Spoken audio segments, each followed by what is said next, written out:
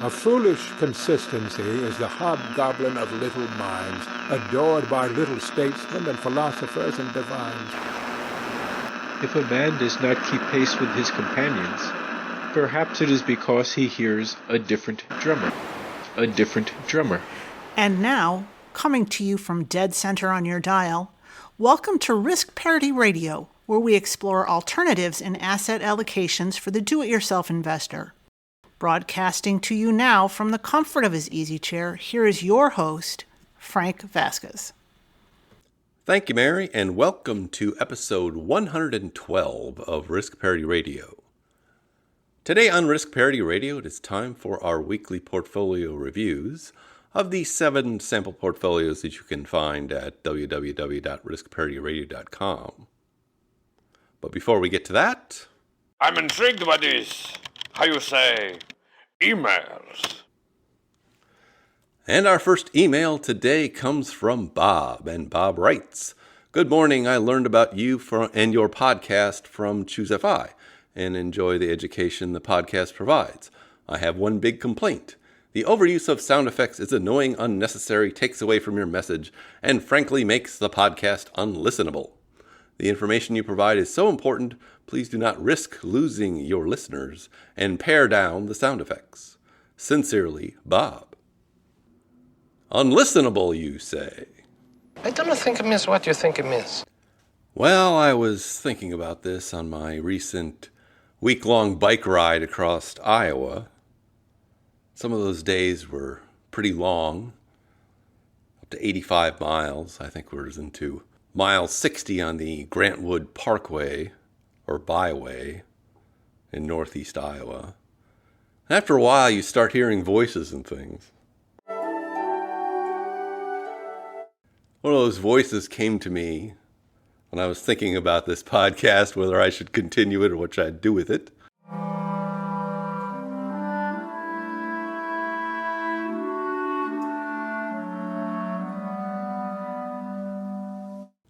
And this voice, it sounded something like James Earl Jones or Darth Vader, I'm not sure which. This is what it said.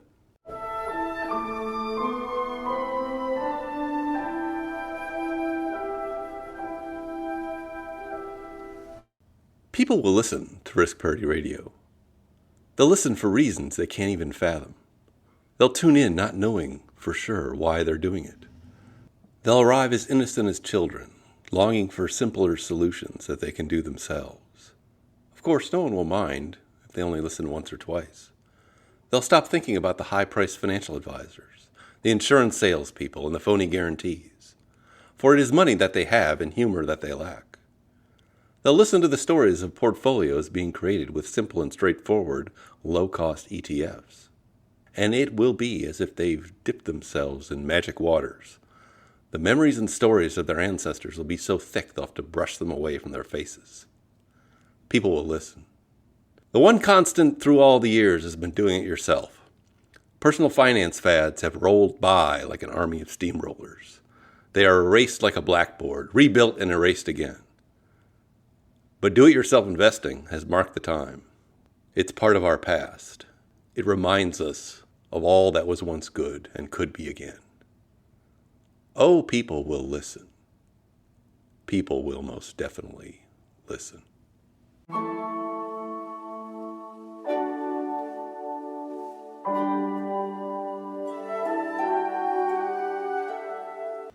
And then it said go the distance, so I kept going.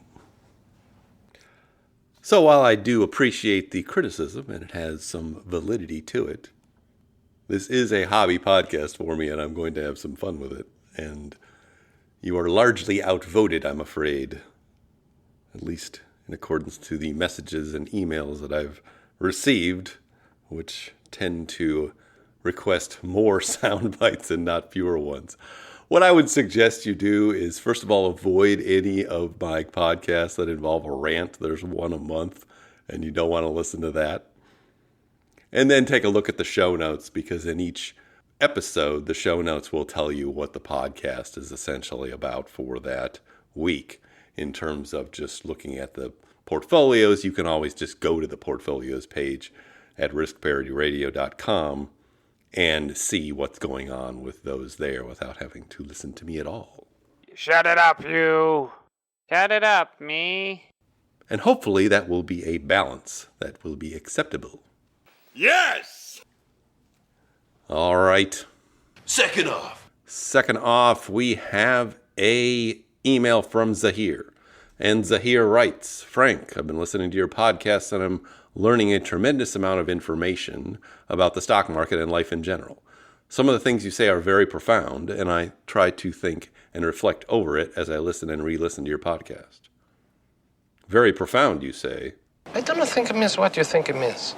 I have a question that I'm unable to answer or find an answer to. If I were to create a levered risk parity portfolio with 2x levered ETFs without using any broker margin, how would I compare returns on that to buying more of unlevered similar portfolio on broker provided margin at a rate of, say, 2%? How would I calculate out my returns and costs over long term? Thank you for your help. Well, it would be tricky to get an exact calculation for these things because a lot of the portfolio analyzers we have are not set up to do that. But you can't do it exactly, but you can do it approximately. One way is when you go to portfolio charts, you can actually put in more than 100% in a portfolio. And it'll analyze it as if you have more than 100% in a portfolio. Then you would have to subtract off, of course, the margin that you would anticipate paying.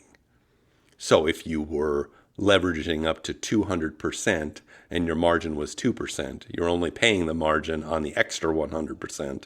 So it ends up being 1% of the entire portfolio because 2 divided by 200 is 1. So you would be subtracting that 1% off of all of the compounded annual growth rates and other things you saw there. With the leveraged funds that are out, it's more difficult to do. The easiest thing to do is simply to analyze it using Portfolio Visualizer and use those funds themselves, because then you'll know exactly what their drag is. Others have found that when you combine these, they have less of a drag depending on what your rebalancing schedule is for them. But the principle is largely the same. You can also do more than 100% at Portfolio Visualizer. I did not know that. So you could create a portfolio that was of the leveraged funds, and then you could create a portfolio right next to it that's of the normal funds jacked up to, say, 200%, double all the things. Then put in cash X as one of your components in that portfolio and subtract off what the amount of leverage is. So if you were going up to 200, you'd put a cash X minus 100 in it. Then it will add to 100 at the bottom, and Portfolio Visualizer will analyze that for you. And that is how many people have analyzed or projected back portfolios of leveraged funds back to, say, the 1980s, even though we didn't have leveraged funds back in the 1980s. Groovy, baby! You'll see an example of that if you look at the show notes for the last episode, episode 111, where we were talking about some leveraged funds, and I did one of those analyses at Portfolio Visualizer, so you can check that out. You have a gambling problem. In terms of the overall performance, when the portfolio goes up and when the portfolio goes down, the leverage shouldn't change how that works. It will just magnify it to the amount of the leverage that you put into it. And I know that's not a completely satisfying answer, but hopefully it will help you a bit if you're going to fiddle around with leveraged funds. What? The money in your account. It didn't do too well. It's gone. And thank you for that email. Our next email comes from Melanie, and Melanie writes, message, love your podcast, educational outreach and humor. Humor, you say? I don't think it means what you think it means. After listening for a number of months now, I've taken the leap to test run the Golden Butterfly with a $10,000 cash holding I had at the all too familiar near 0% interest rates. Near 62, ready to transition into retirement in a risk parity type portfolio, this test run will start the shift for other investments to follow over. Can't thank you enough for the insight, help, and guidance with your understanding market correlations and how to move from accumulation to preservation and eventually drawdown phase. With your help, I have gained a sense of confidence in making this financial life-altering shift. While I have much to learn yet, I don't plan on having to tap into these portfolio investments until age 70. Until then, I plan to continue following your most informative podcast. Yeah, baby, yeah! Many thanks, Frank. Well, thank you for that very nice email, Melanie. And I think this is really a great approach, particularly in this era when you can create small portfolios as test portfolios. And we have no fee trading, and we have fractional shares at places like Fidelity. So you can take a small amount of money, even $1,000, and create one of these portfolios and just watch it and see what it does. Or you can create several of these portfolios and just watch them and see what it does if you're so inclined. This was kind of the approach I took, although more in an organic fashion, back around 2010 and 2011. I started thinking about the whole future, what kind of portfolio we wanted to end up in, and did run some of these sorts of little experiments. You are talking about the nonsensical ravings of a lunatic mind. Starting with things like the Harry Brown permanent portfolio and other variations on that theme. This was before we had analyzers like Portfolio Charts and Portfolio Visualizer, so it really was more testing things out. Well, I like to do the job right. Eventually, we did move our funds, our main funds, into risk parity style portfolios around 2016, 2017, 2018.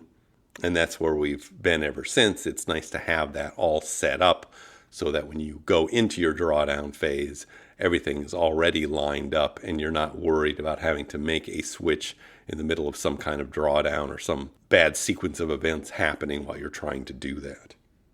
So yes, before you climb the mountain, make sure you have lined up all of your equipment and are ready to go at a moment's notice. No more flying solo.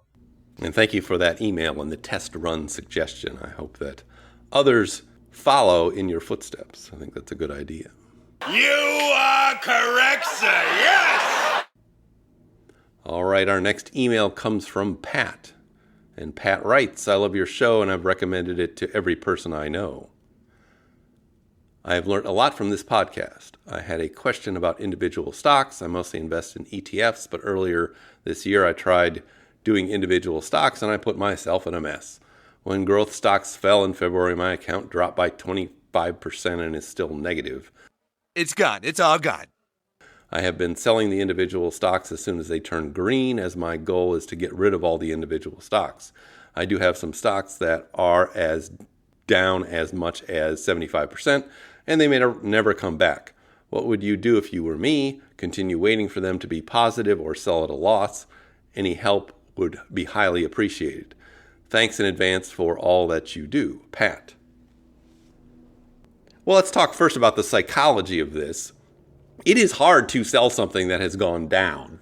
And there are three cognitive biases that Kahneman and Tversky have found that seem to go along with this cognitive hurdle that this creates. One is called the endowment effect, which means that we tend to overvalue things that we already hold. Whereas if we didn't hold them, we wouldn't be running out and buying them. So we overvalue things that we just happen to already hold. The next cognitive bias that this plays to is called the anchoring effect. And what you're anchoring to is that original price you bought in at. And so that becomes a target of some kind. Whereas in reality, in investment reality, what you paid for something at some point in the past is pretty much irrelevant for most purposes as to whether you should keep it in the future. But that's what's holding us and holds many people to holding on to something to see if it will go back to zero before they get rid of it. And then the other issue is what's called loss aversion, that selling it at a loss is psychologically painful. And so we avoid that by saying, well, we haven't lost anything until we pull the trigger on that sale, which is not really true, mark to market, but that is the psychology of it. So this is what I would do. First of all, if it's in a taxable account, I would definitely want to sell it. In fact, it's a benefit to sell it at a loss, because then you have a capital loss, either short or long term, looks like short term in this instance, that you can harvest against taxable gains on other things. So from a tax perspective, selling things at a loss is always an advantage and psychologically may give you the impetus or benefit from that. Now, if it's not a taxable account, the tax considerations go away. But I think what you want to do is think about your long-term strategy. Don't kick yourself. Many people have done this. For some people, this works out great. They buy a few individual stocks. They go up all kinds of money. It's like winning the lottery. And of course, then they think they're brilliant. But the fact is, this is usually just luck. And some people get lucky and the stocks go up. And some people don't get lucky and the stocks go down. You've got to ask yourself a question. Do I feel lucky? Do I feel lucky? But after you played that game for a couple of times and sort of realized, well, I don't really like playing that game. Well, do you, punk? Then it's time to just put that aside. And what you should be thinking about, well, what is my long-term plan for my money? And once you have figured that out, what you can stick with long-term, then go ahead and pull the trigger on these things, get rid of them, put them into whatever assets you want to be holding long-term. And just one other note, sometimes it is psychologically helpful in the future to actually keep one of those bad ideas around, mostly so you can see it frequently. And so every time you're tempted to do something like that in the future, you say, oh, but it could end up like that one, and I don't want to do that again. Do you think anybody wants a roundhouse kick to the face while I'm wearing these bad boys?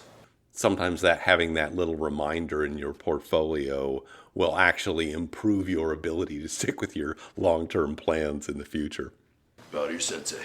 Bow to your sensei! But you are on a path that has been trodden by many people, and they have survived it and thrived.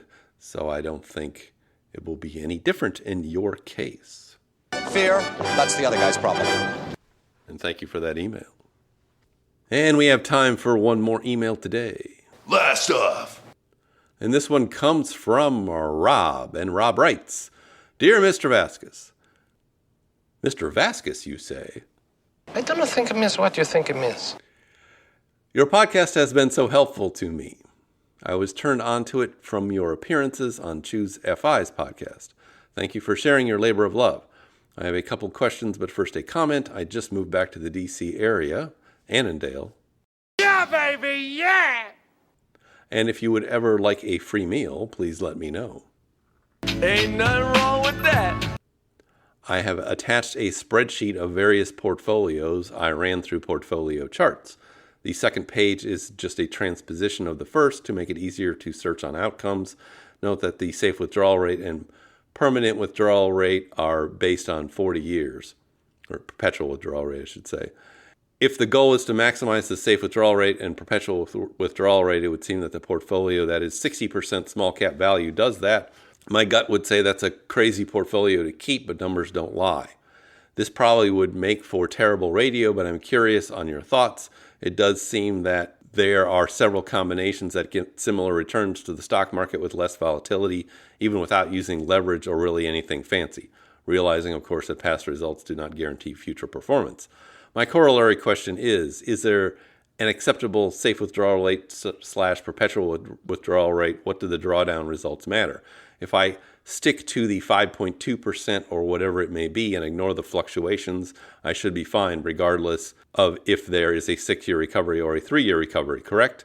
Similarly, if the value goes down 40% or 17% and I stick to the perpetual withdrawal rate, I should say stay solvent, right?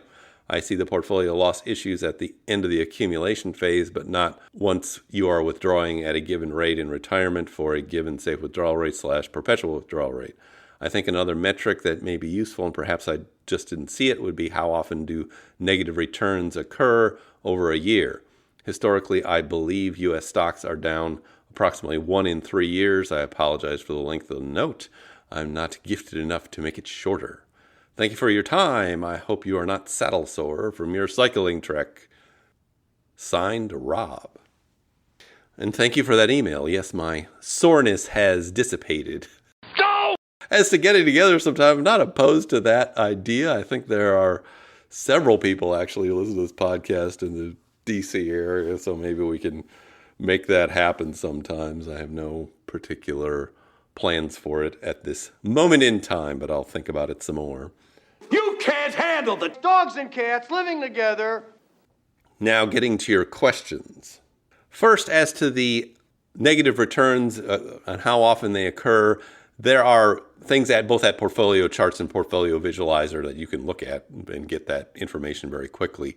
If you go to Portfolio Charts, if you look at the annual returns, it'll say how much are in the red. Essentially, it's got red and blue, and then there's a number there which tells you what the percentage is of negative returns, and that's on an annualized basis.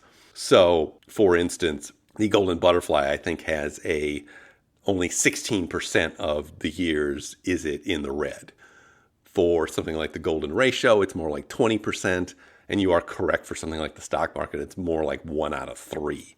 So you can see why year to year holding a risk parity style portfolio is advantageous psychologically, just knowing that the chances of having a down year are just much less than other kinds of portfolios that are less diversified. You'll also see that reflected in what's called the heat map at Portfolio Charts, all these little boxes. In particular, if you look at the first column for all the years, all the red boxes, you count those and divide that by the number of total boxes, and you'll get the same figure. It'll be 16% for Golden Butterfly or 1/3 for total stock market. It's another way of doing it.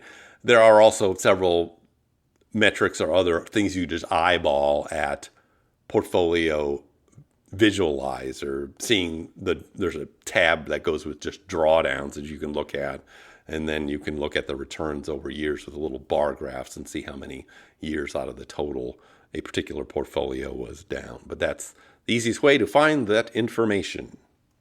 And that kind of goes with your other observations here, that yes, it is true, if you have the fortitude to run with longer drawdowns, then maybe you can have a portfolio that has longer or deeper drawdowns and not feel bad about it.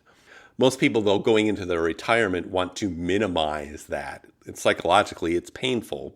If you're not having any other income and you're seeing the assets that you hold go down in value and stay down, it's a very unpleasant experience. So to avoid that unpleasant experience, you choose portfolios that don't do that. Now, with respect to small cap value, it is true that small cap value over many, many decades has outperformed the overall stock market, and this was calculated by Fama & French, and it's found to be still true today. But over a given decade or two, it may underperform, and for the last decade or so, it has underperformed. So you may not get there in your lifetime. You probably need 40 years, I would say, to make sure that that's true over the time that you hold your portfolio, because this is a very long-term phenomenon. If you're only talking about 10 or 20 years, your portfolio could underperform substantially the rest of the stock market or other things. And that might cause you to try to change horses in midstream, which is really the thing that you want to avoid with any portfolio you hold. That if you hold a portfolio and it performs badly, the worst thing you can do is bail on it right then and there. If you're going to change portfolios, the time to do it is when it's at or near an all-time high, so you don't get essentially selling low and buying high. You don't want to get stuck there. And having the short drawdown period also goes to this sequence of return risk problem that we see with some portfolios that are not diversified enough. That everybody's worried that in the first few years of retirement, they're going to see a drawdown in their portfolio and it will stay down for a while. Now, the popular way to fix that these days is to stick Band-Aids on it Band-Aids that are buckets of cash and other bond ladder things and other things like that. I think the better solution is to just have a better diversified portfolio to start with. And if you have a better diversified portfolio, then you won't have to worry about those lengthy drawdowns or steep drawdowns because your portfolio will not be subject to those in the same manner that others would be. Cool. Because when we see drawdowns in the stock market, everybody's portfolio is going to be down. The question is going to be how much and how long. If you have things that are diversified from stocks, it probably won't be as much and it won't be as long. If you have assets that are not very well diversified from your stock holdings, then it's going to be longer and it's going to be deeper. That's just the facts of life. Expect the unexpected. So in the end, your portfolio choice here may have as much to do with comfort and psychology as it does to do with extremely long-term returns. And thank you for that email. And now for something completely different. And the something completely different is our weekly portfolio reviews of these 7 sample portfolios you can find at www.riskparityradio.com. We've been remiss. We haven't seen these for 3 weeks, although the information is updated there weekly. Now, just going through the markets, and it was a typical August week where not much is happening, but we did see the S&P 500 go up 0.71%. The NASDAQ was down 0.09%. Gold was the big winner last week. It was up 0.95%. I love gold! Long-term Treasury bonds represented by TLT were up 0.62%.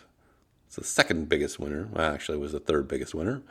And then we have REITs, REET. They were down 0.01%.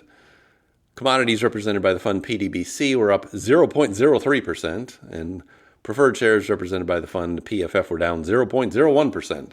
So you see a lot of things were just basically flat for the week. I'm putting you to sleep. What this resulted in is nice little advances for all our portfolios, pretty much. And if we take a look at the most conservative one, the All Seasons, this one's only 30% in stocks. It's got 55% in Treasury bonds, 40% that are long-term, 15% that are short-term, intermediate term. And then it's got 7.5% in gold and 7.5% in the commodities fund PDBC. This one was up 0.47% for the week. It is up 10.49% since inception, which occurred in July 2020. And we move to the Golden Butterfly. These are more of our bread and butter risk parity style portfolios, the next 3. The Golden Butterfly is 40% in stocks. It has 20% of that in VTI, the total stock market fund, and 20% in small cap value. And then it's got 40% in bonds divided by TLT at 20% and SHY, the short-term treasury bonds, at 20%, and then 20% in gold and GLDM. This one was up 0.43% for the week, and it is up 20.73% since inception in July 2020. And moving to the golden ratio, this one is 42% in stocks and 3 funds, including small cap value and large cap growth. And then it's got 26% in the long-term treasuries, TLT, 16% in gold, GLDM, 10% in REITs, REET, and 6% in cash for the distributions. It was also up 0.42% for the week, and it is up 21.36% since inception in July 2020. And now we go to the Risk Parity Ultimate. We talked about how this was restructured this past month in July, if you want to go back and listen to that episode, but it's got roughly 40% in stocks in it, 20% in treasuries, but with some leverage, it acts more like 30%.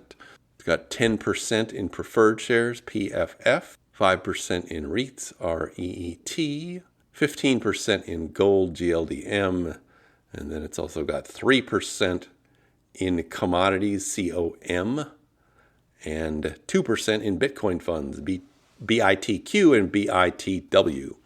This one was up 0.54% for the week.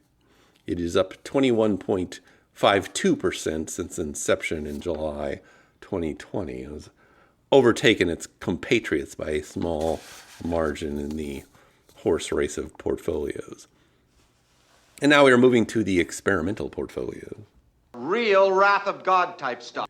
The first one is the accelerated permanent portfolio. This one is 25% in UPRO. It's a leveraged S&P 500 fund. 27.5% in TMF. That is a leveraged long-term bond fund.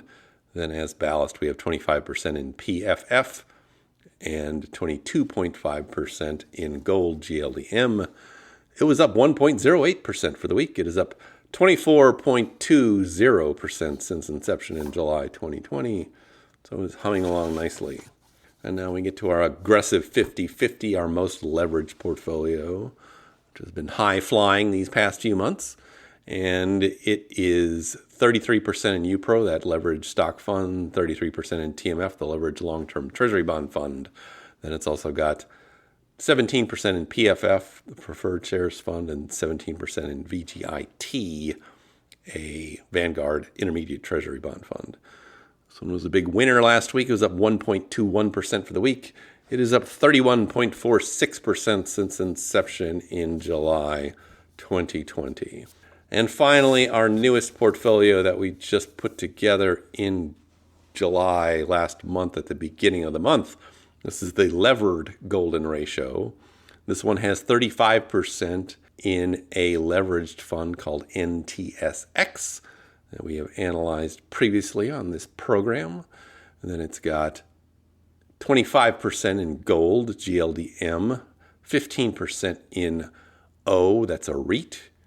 And then it's got 10% in each of two leveraged funds, a leveraged small cap fund, TNA, and a leveraged long-term treasury bond fund, TMF.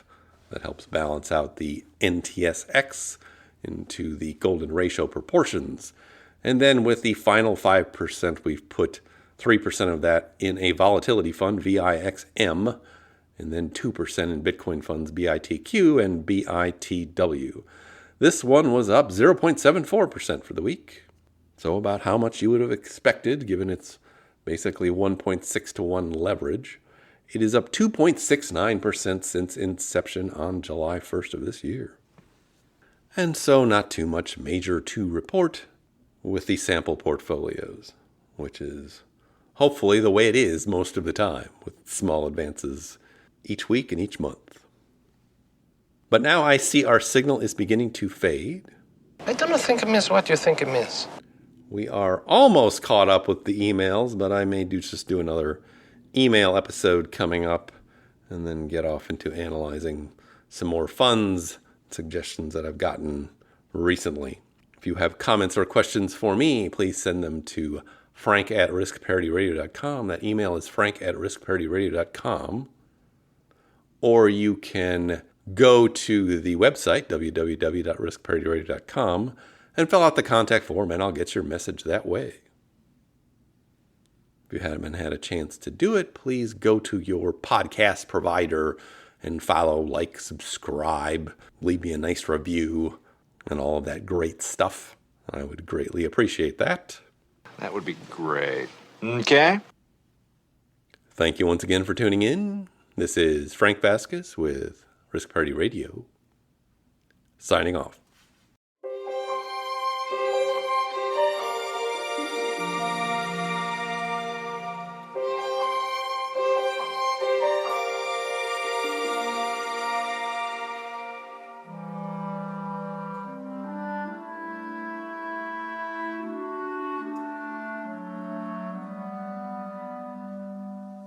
The Risk Parity Radio Show is hosted by Frank Vasquez.